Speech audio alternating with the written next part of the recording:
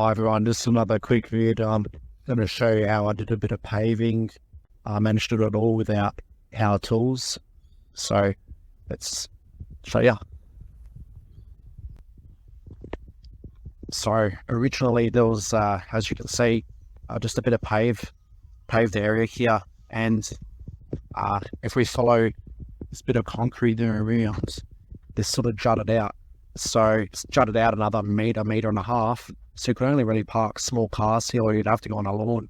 So it was giving me the shit. So did something about it. To start it off,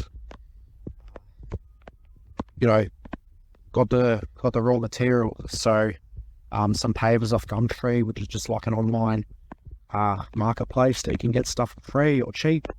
It's got some pavers, and then got these blocks. So I was going to use like those long sort of concrete sleepers, but didn't have a ute or anything to transport them, so did it this way, and I got it for free. So I first started off by wanting to extend this out, so removing all the grass and the debris that's there, and you want to remove it so that when you add sand, you can add an inch or two of sand. And then what you do with your pavers is you tamp it down. So you tamp that sand down, and you add or remove sand as required to make it level. And like I've put a bit of a slope on this because in the past this sort of area would sort of flood, and there was just some big pavers. There was no nice path or anything. So I cleaned it out and put the sand, and I use sort of like a paving bricky sand, but it's not washed, so it's more sticky, so it sort of holds when you put it there, and you sort of want to lightly wet it as you start using it, not so it's wet, but so it compacts better. So yeah, I could probably do about in a couple hours, probably about a metre down, so it doesn't look like much, but there's a lot of preparation to get it to how it is. I also try to sort of break pavers where I can, try to fit them in weird sort of areas, like you see sort of triangle pieces, just with a chisel, like a block chisel and a kind of mallet. And where I couldn't, I just put some concrete there just to hold the pavers, number one, but number two, to stop the weeds coming through. So all in all, worked out well. Pavers are good, better than concrete in terms of when there's water, as you can see. Over time, it'll just soak through the pavers and it goes away. Concrete, you don't really have that luxury. The other thing worth mentioning is a tool like this is pretty invaluable. Why? Because if there's any crud or anything on the paver or the brick, you can just scrape it off. And sometimes there's defects, there's little bumps in that, and you can just sort of chip at it and take them off, so the pavers fit nice and flush against each other. So this tool is really good.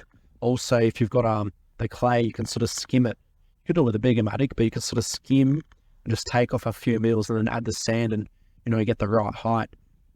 People, they mention you need all this big machinery, compactors and rollers and all this sort of crap, and maybe if you want to do a real good job and make it really professional and have something that lasts you 100 years, but I don't think it's necessary.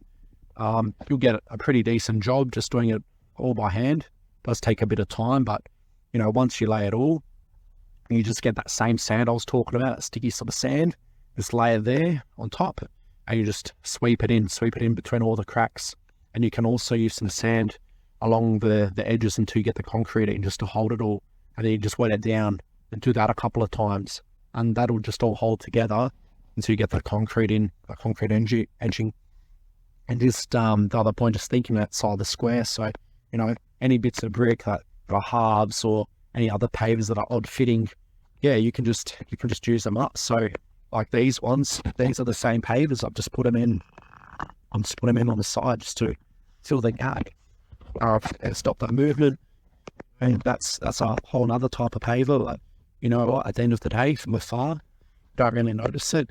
It's all the same colour. It all looks nice. We've got a bit of a pattern going there, and yeah, it works. I managed to capitalise on getting this footpath installed. So I dug a trench all around and some concrete in, and I made sure that it was, about a foot deep or so. So it's got the strength to hold the pavers there, regardless of how much it rains and that, but also to stop any kaiku from coming through it and into the pavers. So I think for a job done by hand, it turned out pretty good. It has been here for 6-7 months, and it hasn't really moved, which shows that it's done all right. Why did I do it by hand? So I was trying to find a tradie that they knew how to do paving, and whilst there are a few around, they were all none of them sort of wanted to touch this job, and it's only, it wouldn't be more than $1,000 job just putting this bit of paving in, but no one wanted to touch it. It was too small. I got quotes for this little path, and they wanted to do the rest of it for $3,000. And I mean, it would look better and it would look new, but in terms of, keeping costs down and reusing materials and that, it just doesn't meet the mark. And I don't know, in the future, I might want to replace the whole driveway with pavers, or might want to make it all concrete. So, yeah, I just spent a good part of a month trying to find tradies and waiting on them to come around and get quotes, and it was just a bit of a headache. And I just decided, sort of stuff this, I'll do it myself, and that's the final result. Just, after work, on the weekends, getting it done, and it's held up. Just a quick one. Hope you enjoyed it, and till next time. Cheers.